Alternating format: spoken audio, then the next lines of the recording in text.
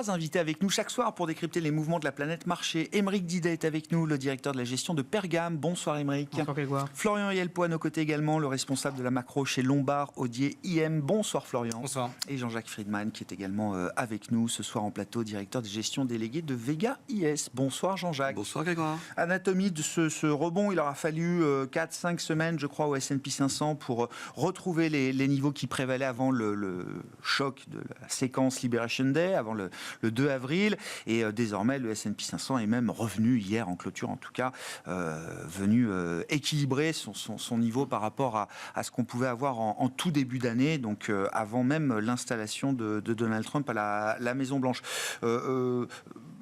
Qualification de ce rebond, je le disais Jean-Jacques, c'est un rebond de circonstance, le marché a beaucoup baissé, ça rebondit de manière un peu mécanique, ou est-ce qu'il y a l'idée qu'on peut passer à autre chose, que le pic des tensions commerciales est derrière nous et qu'on peut repartir, si je puis dire, d'une page blanche pour écrire une nouvelle histoire? Non, je ne crois pas qu'on puisse repartir d'une page blanche.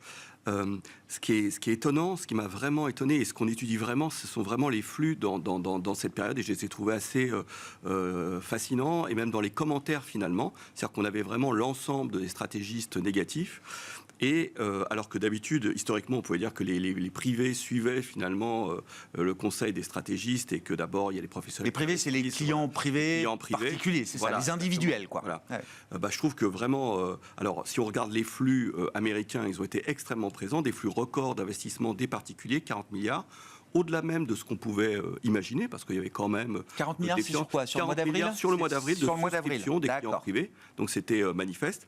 Et nous, on l'a bien vu, c'est-à-dire que les gérants personnels qui gèrent vraiment des patrimoines privés et qui sont en relation avec les clients privés, je pense que massivement, tout le monde a vu ce niveau-là par rapport à vraiment l'état de panique, l'état de participation, enfin plein d'indicateurs techniques qui montraient finalement une forme de panique où c'était vraiment des niveaux d'intervention. Donc il y a eu un rebond, alors peut-être au-delà de nos attentes, mais ce que disaient les stratégistes à ce moment-là reste valide. C'est ça qui est important, ce qu'a dit un économiste reste valide. Donc ce qui est intéressant, c'est qu'on voit bien des couches successives finalement d'investisseurs arriver. Donc là, en ayant franchi de nouveau 20% sur le Nasdaq, avec une volatilité qui baisse, on risque d'avoir encore éventuellement un dernier mouvement. Haussier, mais je pense que bien sûr, il y aura des impacts qui seront visibles sur les résultats des entreprises à partir du T2 et plus massivement au T3. C'est nouveau dans la structure de marché, dans le fonctionnement des marchés, d'avoir cette catégorie d'investisseurs, les individuels, notamment aux États-Unis, qui sont un peu pionniers dans les mouvements de marché? Je crois que c'est de plus en plus. Il y a eu l'exemple finalement de spéculation à certains moments, si vous vous souvenez, contre des positions de hedge. Bien sûr. Voilà, c'est ça. Peut-être que c'est ça qui a été on a fait sauter des short-sellers à Wall Street grâce à des hordes de particuliers ces dernières années, bien sûr. Ça rejoint peut-être des problématiques plus vastes, c'est-à-dire qu'il y a un accès aujourd'hui à l'information, à la connaissance beaucoup plus répandu, beaucoup plus vaste. Et finalement, beaucoup de personnes restent finalement dans des modèles. On voit qu'il y a des modèles d'intervention à certains moments par rapport à leur contrôle des risques, par rapport à leur niveau de volatilité souhaitable, par rapport aux couvertures qu'ils ont exercées quand ils proposent en face, quand ils sont contrepartie de produits structurés ou d'ETF à effet de levier, etc. Donc finalement, c'est souvent l'étude de ces différentes catégories d'investisseurs qui, à un moment donné, on peut voir que, contrairement souvent un peu au discours qui dit que des gens retournent un peu leur mouvement et leur appréciation, c'est plutôt différentes classes d'intervenants qui semblent intervenir, qui se succèdent, voilà, également. Ouais. Donc là, il manque encore, finalement, les fonds, les OPC. Ouais. Oui, mais c'est intéressant. Dans la séquence, ce sont les particuliers qui prennent une forme de leadership. Et de ce point de vue-là, ça veut dire que... Moi, j'ai connu l'époque où, quand les particuliers arrivaient en masse, c'était un signal contrariant pour les professionnels de l'investissement. Aujourd'hui, c'est plus aussi évident. Alors, c'est moins évident, mais il y a quand même un élément, c'est que je pense que... Alors, il y a un biais en comportemental, ça n'a pas un très joli mot, c'est une traduction, ça s'appelle le biais de récence. C'est-à-dire que c'est plutôt ce qui s'est passé au cours des dernières années qui façonne la psychologie un peu de l'investisseur. Donc, comme à chaque fois, quand il y a le décrochage, ça fonctionne et que ça marche, et nous-mêmes, on promeut finalement ces événements-là. Le buy the dip, acheter les creux de marché. Mécaniquement, il y a un peu ces éléments-là. Mais savez, vous connaissez, c'est je crois Nassim Taleb qui avait écrit ça dans le Signe Noir, où il y a la dinde un peu de Noël qui voit à partir du 1er décembre le fermier la voir et la nourrir. Lui, il est très content, chaque fois, là, il y a, et le 24 décembre, hop, il reçoit un coup de couteau et la douane est étranglée. Donc voilà, il faut un peu se méfier. Donc je pense que voilà, il peut y avoir encore quelques éléments, parce qu'il y a encore une frange finalement d'investisseurs, mais bien sûr, il y aura des conséquences. Oui. D'accord. Donc on n'a pas vu encore toutes les conséquences de ce qui s'est passé autour du 2 avril et depuis, notamment sur le front de la guerre commerciale. Vos commentaires, votre analyse de ce rebond de marché, je trouve que le point sur les flux est intéressant aussi, Florian. Oui, absolument. Ce qu'on voit, nous, c'est on pense à cette situation comme la source d'une double incertitude. C'est-à-dire qu'au début, on a eu des effets balbutiants du 2 avril, 9 avril, les allers-retours, que le marché a vu comme une montée d'incertitude. Moi, en tant que corporate, que grande entreprise, comment est-ce que je vais gérer cette situation-là ? Donc, on a vu vraiment une montée de l'incertitude qui a pesé sur le sentiment de marché. Maintenant, on est face à un cadre qui a l'air assez bien établi. On a eu un deal en Grande-Bretagne, on a un deal avec la pseudo-deal avec la Chine, disons, appelons comme ça. On sait qu'il y a un taux plancher, à peu près 10%. On sait qu'il y a un taux plafond qui doit être pas très loin de 30%. C'est ce qu'on a appris, en tout cas, ces derniers jours. Et ça retire une part de l'incertitude. Et c'est ce qui peut aussi aider à alimenter cette remontée de marché et la vitesse à laquelle le marché est en train de remonter. Ça n'enlève pas la deuxième partie de l'incertitude, qui est ce que vous disiez, c'est-à-dire l'impact de ces mesures à moyen terme, notamment au T3, sur top line, bottom line. Alors, top line sera plutôt une problématique des actions monde, et bottom line, ce sera aussi une problématique des actions américaines. Et là, on va découvrir probablement dans les chiffres une situation peut-être moins glorieuse, en tout cas, que ce que le marché anticipe aujourd'hui. Pas les analystes, mais le marché lui-même. Aujourd'hui, si on fait le line-up, on doit se dire les marchés sont à peu près au niveau du début de l'année, voire en dessus du niveau du début de l'année. Les taux sont à peu près aussi élevés. Pour justifier la valorisation des marchés aujourd'hui, on doit voir une progression des earnings supérieure à ce qu'elle était attendue en début d'année, 13% pour les actions américaines. Donc le marché s'est remis en position d'être déçu là. On a les taux qui sont 80 points de base plus bas qu'en début d'année, ce qui peut donner peut-être 3-4% de plus que notre point de départ, et avec un peu d'hubris, un peu de sentiment à différents types d'investisseurs qui rentrent sur le marché, on peut pousser un petit peu ces valorisations.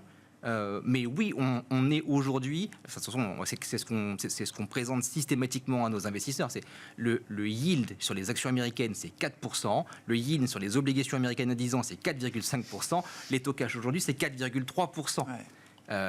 Il est assez clair qu'il n'y a plus de prime de risque, il n'y a plus de compensation aujourd'hui pour le risque d'investissement que vous prenez. Si vous êtes investisseur professionnel, vous y êtes sensible. Si vous êtes investisseur privé, peut-être que vous y êtes moins sensible.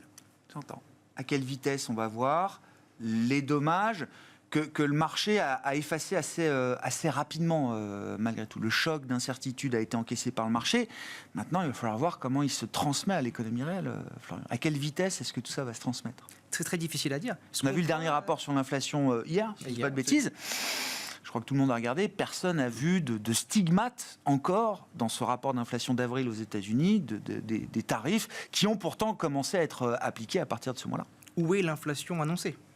Il n'y a pour l'instant pas de choc d'inflation qui viennent de ces droits de douane. Alors, il y aura un surcroît d'inflation à venir dans les mois, dans les prochains mois, on va dire, les prochains trimestres.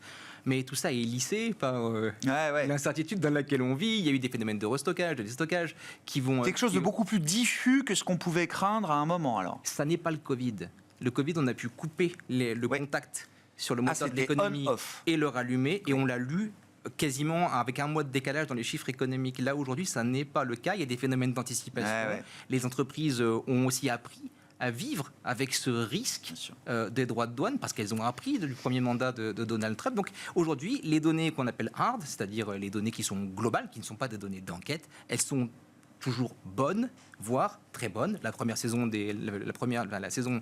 du premier trimestre des résultats, elle est très bonne. La croissance des ventes surprend marginalement à la hausse, mais la croissance des earnings surprend à la hausse. On reste sur des niveaux de marge quand même très élevés là aujourd'hui. Et en progression. Et en progression.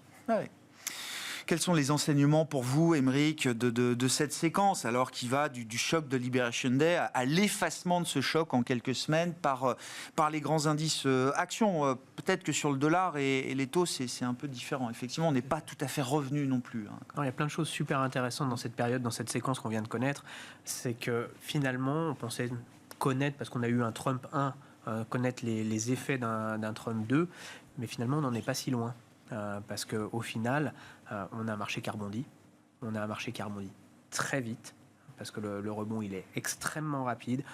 La différence avec le Trump 2, c'est que comme on a eu un Trump 1, on connaît quand même un peu les effets et au final, on est de plus en plus dans de l'immédiateté.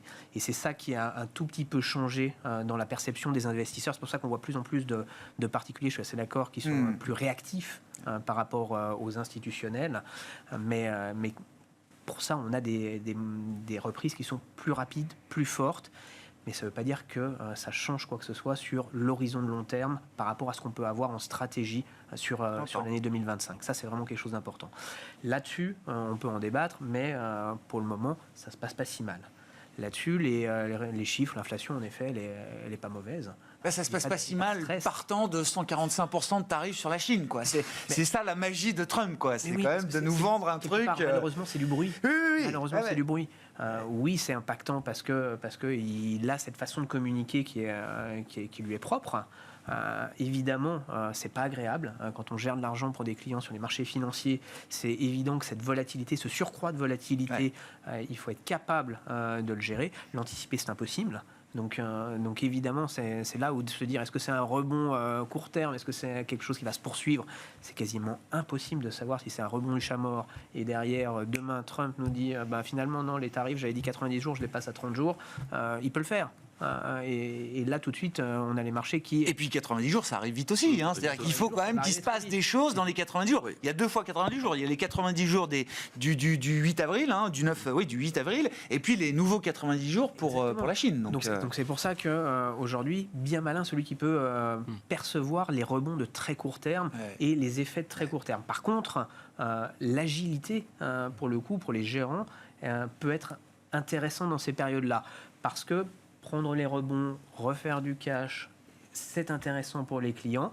Ça induit plus de mouvements dans les gestions parce qu'il y a cette partie un peu tactique qui est dans l'allocation d'actifs qui permet de faire bouger son allocation à la marge, qui peut être productive. Donc c'est ça qui est intéressant parce qu'on a quand même des mouvements de marché qui sont un tout petit peu prédictibles pour le coup. On sait que quand les marchés décrochent assez fortement pour des raisons politiques uniquement, parce que ce ne sont pas des raisons économiques, mais quand c'est politique uniquement, historiquement, pour le moment, à chaque fois, ça se traduit par un rebond rapide.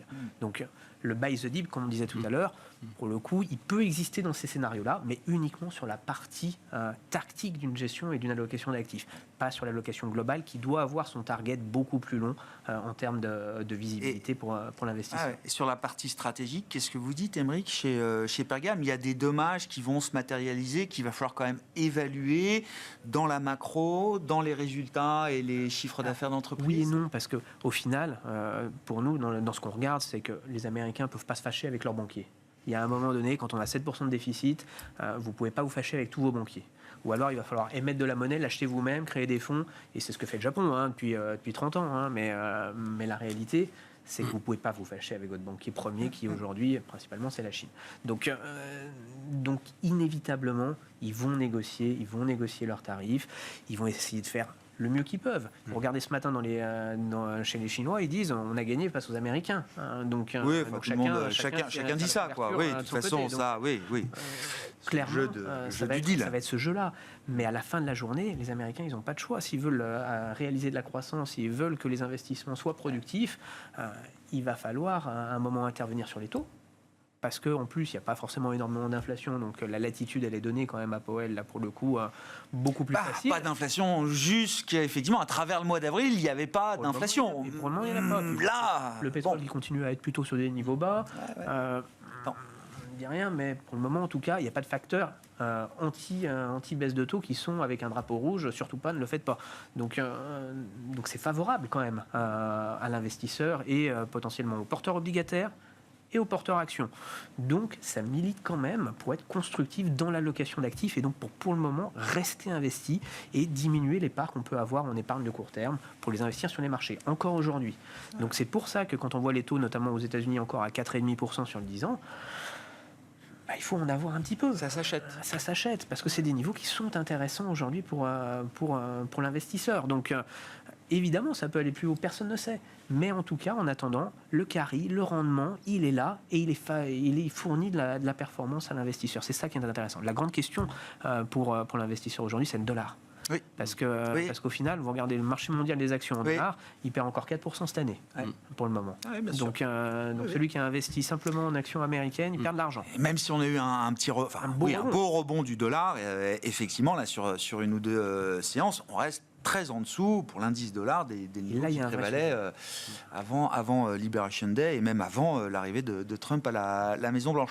Le dollar, d'ailleurs, qui réagit de plus en plus à des bruits de négociations qui intègrent justement ce facteur taux de change. Là, c'était le cas aujourd'hui en provenance de Corée du Sud. Un ministre japonais également, là aussi il y a des négociations en cours avec les États-Unis, évoque l'idée que le taux de change fasse aussi partie de la négociation. On est en train de glisser du terrain commercial au terrain de la politique de change et de la politique de devise dans le cadre des discussions de l'administration Trump avec le reste du monde et notamment des pays d'Asie aujourd'hui, Florian ? Oui, les deux sont très liés en fait. Au sens où, lorsqu'on met en place des droits de douane sur une zone économique, on dégrade sa productivité. Quand la productivité se dégrade, généralement, votre monnaie, elle se met à un petit peu de l'aile, s'affaiblit. Pourquoi ? Parce que les rendements attendus à long terme vont se dégrader sur les différents actifs que vous proposez dans votre économie.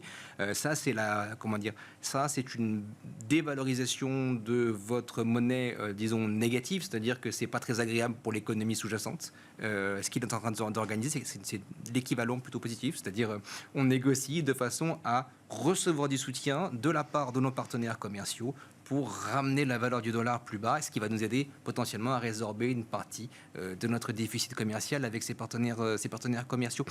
Mais on est déjà dans l'accord de Mar-a-Lago, quoi. C'est son rêve. Ben oui, mais est-ce que c'est pas en train de se faire sous nos yeux, là, oui. Et de revivre cette magnifique photo avec les ministres des Finances des pays du G7. C'est son rêve, et simplement décalé en Floride. Disons que c'est une solution plus douce pour l'économie américaine que la solution où on met un taux effectif, un taux effectif moyen de 25% sur les droits à l'importation. Ça, c'est peut-être un petit peu violent dans l'ensemble. Il y a eu une prise en compte quand même du message des marchés. Les marchés actions ont dévissé. Il a été assez peu sensible à la baisse des marchés actions. Il a été davantage sensible à la remontée des taux, à des taux obligataires à 10 ans. C'est un peu ce qui a fait flancher probablement le plan numéro 1. On arrive dans le plan numéro 2, on voit qu'il y a une séquence, on va dans une direction, un dollar plus faible. La difficulté qu'il a aujourd'hui, c'est que l'écart de taux court, il reste important. Il y a ce graphique, je pense, qui circule un peu partout, où on voit le dollar versus l'écart des taux courts. Dans l'ensemble, c'est le dernier facteur qui milite pour un dollar qui reste un peu plus fort que prévu.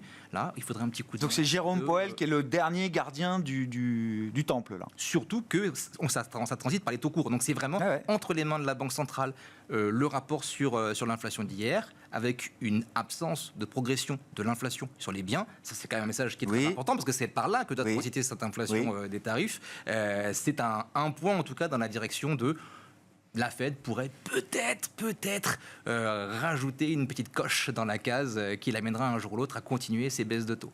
Si tant est qu'il n'y ait pas de rupture de tendance de ce point de vue-là sur les prochains rapports, il y a peut-être encore 1 ou 2 rapports avant le prochain meeting de la Réserve fédérale américaine, c'est ça? Oui, absolument. Oui. Et sur les devises, oui, avec la Corée du Sud, avec Taïwan, avec le Japon, ça peut bien se passer, sans forcément imaginer le grand accord avec l'ensemble du G7, mais partenaire par partenaire, là, des partenaires stratégiques quand même dans la région pour les États-Unis, oui, on peut obtenir des choses sur la politique de change. Ce que je trouve intéressant, c'est que ça permet aux partenaires commerciaux des États-Unis d'arriver avec un élément de négociation. Sans ça, il va être difficile de forcer les entreprises de chaque pays à cesser de commercer. ou à accélérer leurs échanges. On vit encore dans un monde relativement capitaliste. C'est difficile d'avoir une force de coercition qui permette de réduire ce déficit instantanément. Là, travailler avec la monnaie, c'est une approche potentiellement intelligente et ça donne des munitions, en tout cas, pour gérer activement ces négociations et ramener tout le monde à 10%. Ouais. Dollar, tendance, plus bas. Plus bas, je pense. Vendre du dollar pour acheter du yen où il y a changement de politique monétaire ou de l'euro, ça coûte de l'argent par rapport au différentiel de taux. Et malgré tout, il y a eu cette dépréciation du dollar. Et en fait, je crois que la progression des dernières années du dollar, c'est vraiment la réallocation de l'épargne en faveur de l'US. Au-delà même, alors, au-delà de tout. L'aspiration des flux de capitaux, quoi. Ouais. On avait un analyste qui nous montrait finalement les dernières progressions finalement des bourses et qui montrait américaines et qui montrait que c'est surtout en dehors des périodes de cotation américaines, c'est-à-dire que ça progressait. Mais fortement, c'est-à-dire que vraiment, et les marchés européens aussi, les investisseurs européens aussi, allaient investir sur la bourse américaine. Là, je crois qu'il y a peut-être quand même quelque chose qui s'est cassé là. Enfin, il ne faut jamais dire qu'il y a un nouveau monde, ça c'est un peu... Mais vraiment, il n'y a qu'à voir, auparavant dans la MSCI World, la part de l'US, qui était moins de 50%, et supérieure à 2/3, a vraiment progressé fortement. Et là, je pense vraiment que ça peut commencer à faire un peu machine arrière, et je pense que la dépréciation du dollar, si en plus le spread se réduisait, est à jouer. Bon. Enfin, me semble. Alors, la baisse de la proportion d'actifs américains, c'est monté à 70%, je crois, au sein du MSCI World. Ça se fait au profit de qui ? On espère un petit peu au niveau européen parce que les investisseurs européens achetaient beaucoup aussi de parties US. Donc ça peut se faire un peu. On était les premiers acheteurs, oui, bien sûr. Et de dettes américaines et d'actifs américains. On dit toujours finalement que les surperformances européennes durent 2-3 mois. C'est un peu même ce qu'on racontait là, mais peut-être qu'il y a quelque chose de plus fondamental. Ou au profit. Le cycle de baisse du dollar, ça ne dure pas 2-3 mois. Si c'est un cycle de baisse du dollar. De surperformance des marchés actions européens. J'entends. Non, là c'est long terme. En gros, dans les 30 ou 40 dernières années, le dollar, il a passé la moitié de son temps au-dessus de 1,20-1,25 et la moitié en dessous. C'est un peu la zone pivot. On peut imaginer ça. Et peut-être même aller au-delà. Mais voilà, faut être, mais on a l'impression que sur un 10, c'est plutôt un 20, 25. Ça devient assez consensuel, l'idée du cycle baissier du dollar. Maintenant, j'entends ça y a de partout. Oui, mais il y a des consensus qui fonctionnent aussi. Le consensus peut fonctionner un temps. Il n'y a pas de doute. Si ce n'est qu'on est peut-être aussi un peu dans des évaluations compétitives des monnaies. Et c'est là où aujourd'hui, ça va être bien très compliqué de savoir. Il faut savoir que les monnaies, l'échange, c'est 99% d'échanges spéculatifs, 1% d'échanges physiques. Donc, pour les prévoir, c'est quand même l'une des classes d'actifs les plus complexes. Et surtout, pour qu'il y ait une monnaie qui baisse, il faut qu'il y en ait une autre souvent qui monte. Et je ne suis pas sûr qu'on ait des économies qui soient suffisamment fortes, et particulièrement l'euro, pour parler de l'euro-dollar par exemple, qui soient suffisamment forts pour monter en face. C'est pareil, Trump, pendant son premier mandat, il a voulu mettre des tarifs, mais sa monnaie elle a baissé d'autant. Donc au final, tous les tarifs qu'il a mis en place vis-à-vis de la Chine, les études ont montré que ça n'avait rien rapporté aux Américains. On se demande pourquoi il veut faire baisser sa devise d'ailleurs. Je veux dire que c'est mettre la charrue avant. Dans la séquence, on voit bien. Il y a aussi un accord qui a impossibilité de réindustrialisation réelle. Par rapport à ce qu'ils vendent à l'heure actuelle, c'est pas le change qui va modifier. Là, il est même peut-être en train de casser l'attractivité des États-Unis pour aspirer des capitaux nécessaires à la réindustrialisation. Il y a plein de boîtes qui commencent à dire. Je voyais une petite banque le régionale qui commence à dire non, nous pour investir, déployer des investissements aux États-Unis, il faut de la visibilité, de la stabilité. On n'a rien de tout ça aujourd'hui, donc aucun plan prévu et on évalue toutes nos options pour nos activités américaines aujourd'hui. Donc il y a aussi alors il y a des boîtes qui vont investir. Il y a des boîtes qui viennent accélérer peut-être ou officialiser, marketer des plans de dépenses d'investissement aux États-Unis. Mais il y en a d'autres pour qui c'est pas clair du tout. Avec un tel niveau de chômage bas le retour des immigrés et une population qui est techniquement pas parfaitement au point. On construit une usine, qui est-ce qu'on met dedans Oui, bien sûr. C'est ça. C'est pour ça c'est pas gagné et c'est surtout, encore une fois, c'est très très dur de prévoir les monnaies. Il vaut beaucoup mieux aller investir parce qu'on a une conviction sur la zone, parce qu'on a conviction sur les entreprises ou un secteur d'activité, mais investir pour la monnaie, uniquement pour la monnaie, c'est rarement gagnant en fait en tout cas dans l'allocation d'actifs aujourd'hui. Mais moi j'ai toujours l'habitude de dire, ne sous-estimons pas le dollar.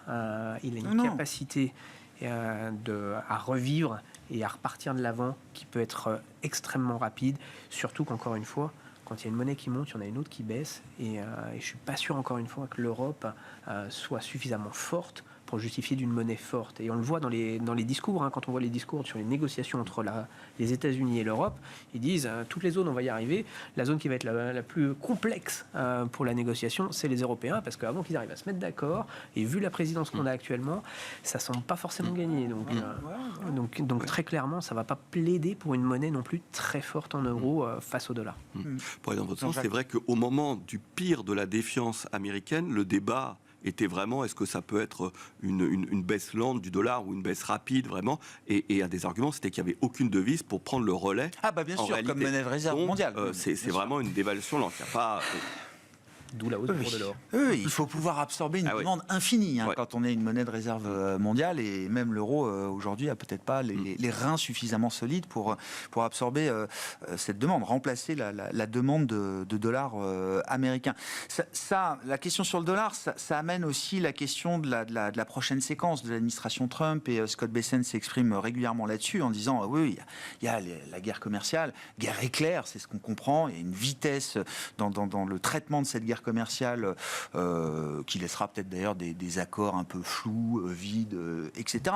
Mais la séquence suivante, c'est la séquence budgétaire et la séquence de dérégulation. Et c'est là où Trump est attendu, avec un côté peut-être plus market-friendly, si je puis dire, Florian. C'était la séquence inverse de la première présidence. Très clair. On a eu d'abord les bonnes surprises, puis les mauvaises surprises lors de la première présidence. Là, on est exactement dans le sens inverse. Mais il y a une raison pour laquelle on est dans le sens inverse, c'est qu'il y a un problème de financement du Trésor américain. Donc la première étape... Qui ne se posait pas en 2016. Exactement. 2017. C'est un enjeu fiscal. Avant tout, il faut arriver à financer la situation actuelle et en plus financer la fameuse baisse des taux d'imposition sur les entreprises américaines, le ramener de 21 à 15%, c'est-à-dire qu'il faut trouver à peu près 900 milliards de dollars.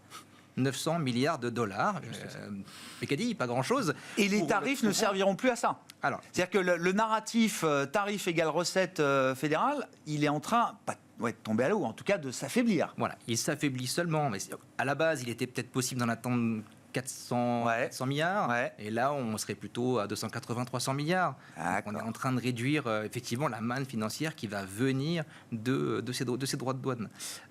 Il reste... Et le Doge n'a pas fait le boulot, ça patine, on a tous vu le truc. Et il reste évidemment l'imposition sur la fortune des... Il avait commencé par dire non, Trump. Récemment, il a plutôt dit oui. Oui, non, mais il avait commencé par dire non il y a encore 15 jours ou 3 semaines de ça, je me souviens très bien de ce qu'il avait dit. Non, taxer ou surtaxer les patrimoines les plus riches, rendez-vous compte, mesdames, messieurs, ça les fait fuir. Et après, ils ne reviennent pas. Donc parfois, il a quand même des éclairs de lucidité. Mais là, en l'occurrence, oui, il va falloir trouver d'autres moyens de faire. Quoi. Et ce qui est assez intéressant, c'est justement de voir dans la séquence. Hier, on a un rapport sur l'inflation qui est meilleur qu'attendu, du point de vue de l'investissement, et néanmoins, les taux longs aujourd'hui flirte toujours avec 4,5%. Alors, et c'est pas la peine, ne nous étonnons pas. C'est pas que les taux attendent une remontée de l'inflation dans les 3 prochains mois et sont extrêmement nerveux. C'est pas le sujet de la croissance nominale là, qui occupe les marchés obligataires. C'est les taux réels. On a toujours 2% de taux réels aux États-Unis aujourd'hui, c'est-à-dire que les taux réels sont égaux à la croissance potentielle. En Europe, on ne supporterait pas la pression qu'aujourd'hui l'économie américaine est en train de supporter. On a une vraie problématique fiscale aux États-Unis qui doit être réglée. Et surtout...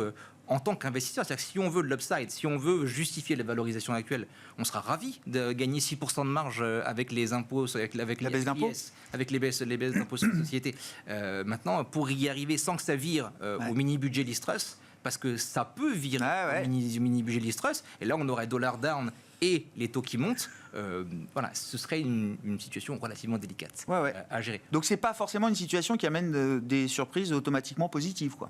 Cette séquence budgétaire. Alors, c'est l'engouement de Donald Trump versus ce que Scott Bessent peut faire en termes de réalisme, de réel politique. Et puis à côté de ça, la Fed est toujours là. S'il y a un problème de stabilité financière qu'avait fait la BOE, la Banque d'Angleterre, lors du mini-budget, lors du mini-budget de Liz Truss, ils étaient intervenus et en dépit d'une inflation flambante, ils avaient réussi néanmoins à calmer le marché. Donc on a deux joueurs qui peuvent nous aider, c'est-à-dire Bessent, encore une fois, qui reste écouté par les marchés, qui reste apprécié par les marchés, je pense en tout cas, et Jérôme Powell. En face de ça, Donald Trump a très envie de délivrer ces bonnes nouvelles. Ah oui. Ça fait partie de ce pourquoi il a été élu, effectivement. Maîtriser l'inflation et apporter des baisses d'impôts aux Américains et, si possible, à ceux qui l'ont élu.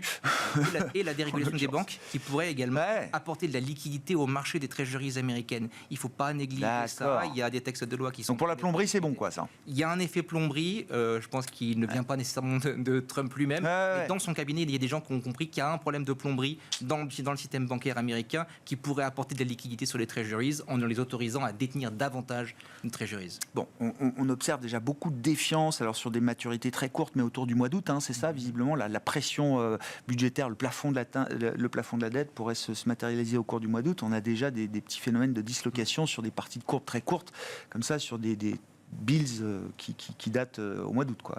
Voilà. Un peu de l'Europe quand même, je veux bien qu'on redonne un petit peu les éléments face à ces risques américains qui perdurent. Est-ce que la situation européenne, alors avec toutes les failles de l'Europe, est-ce qu'on a quand même matière à se montrer un peu sous un jour un peu plus attractif pour les flux, justement, Jean-Jacques? Si déjà on investissait un peu plus dans nos propres marchés, théoriquement, la porte était un peu ouverte avec l'Europe, avec Merz, à une amélioration. Donc elle est toujours là, avec l'idée que la BCE devrait aller en dessous d'un taux au-dessous de son potentiel. Donc peut-être faire 1,5, un 3/4, enfin, qu'importe finalement le niveau. Donc sur le papier, oui, mais la bourse, elle a déjà pris une dizaine de pourcents face à des perspectives de gains, de résultats qui sont en deçà de ça. Et on arrive à des niveaux de valorisation qui sont un peu plus exigeants. Alors souvent, il y a une corrélation entre les niveaux de l'inflation et des multiples qui peuvent monter un peu. Donc si l'inflation se calme et on dit qu'historiquement, si l'inflation est entre 1 et 2%, des taux entre 1 et 2%, c'est là où les multiples de valorisation sont les plus élevés. D'accord. Donc voilà, il y a ça. Mais il y a une histoire en 2026 qui se construit un peu, mais on a déjà mangé un peu en 2025 une partie de cette histoire. Donc oui, ça paraît plus équilibré. Mais de là à faire un marché unifié des capitaux, avoir des éléments qui vraiment redonnent un pouvoir même s'il y a une réelle nouvelle tentative, il y a une tentative d'avancer et de franchir de nouvelles étapes. Fort dans tous voilà, donc ça représente un contre-pouvoir et une difficulté malgré tout. Donc ça a l'air d'être dans le bon sens, ça a l'air d'être constructif. Il n'y a pas de bulle en soi, mais il y a des niveaux, c'est pas particulièrement bon marché non plus, quoi. Donc il y a quelque chose qui se dessine, mais voilà, faut rester vigilant. C'est l'Europe, quoi. C'est l'Europe. Bon, qu'est-ce qu'on fait sur le plan de l'investissement? Alors, je ne sais pas, il faut définir peut-être un peu les horizons, la partie tactique, la partie stratégique, mais comment on opère dans ces marchés et quel cap on se fixe là pour la suite aujourd'hui, Aymeric? Alors, je suis assez favorable. Là, pour le coup, c'est assez rare de parler de l'Europe en bien. Mais pour une fois, en théorie, c'est une opportunité un peu unique pour l'investisseur d'investir en Europe. C'est-à-dire, pour une fois, il y a un potentiel d'amélioration forte sur la construction européenne parce qu'il y a le dogmatisme allemand sur les déficits qui est en train de tomber. Et ça, c'est vraiment un énorme changement en théorie pour l'Europe. Parce qu'on va pouvoir enfin financer des projets. En plus, on a les Italiens qui supportent tous ces projets parce qu'il y a Mario Draghi derrière Meloni qui est là et qui pousse dans ce sens-là. Potentiellement, c'est extrêmement positif pour toute l'Union européenne si on arrive à le faire. C'est un vrai changement, un vrai changement de paradigme là pour le coup. Économiquement, il y a des moyens pour le faire. La Banque centrale est prête à accompagner les grands projets. Donc, pour une fois, en théorie, on est censé... Il y a des planètes qui sont alignées, je ne sais pas, mais moins désaxées que d'habitude, quoi. Si on prend de la hauteur et qu'on enlève le volet politique et les personnes qui dirigent... Oui, alors ça, c'est quand même... on met plutôt les ministres des Finances ou les banquiers centraux, on a plutôt tendance à dire c'est un méga bull market pour l'investissement en Europe. Parce que les entreprises vont avoir des moyens de financement. Potentiellement, on a même parlé d'un gros mot qui était dérégulation un tout petit peu bancaire. Alors là, ça, c'est quelque chose qu'on n'imagine pas. Enfin, moi, j'ai un peu du mal à y croire. Mais ça serait une très bonne nouvelle. Pas plus de régulation, en tout cas. En tout cas, si on arrête de la d'aller de l'avant sur la régulation, ça serait quand même un jour qu'on puisse imaginer être constructif. Et clairement, c'est extrêmement favorable, surtout quand on face aux États-Unis.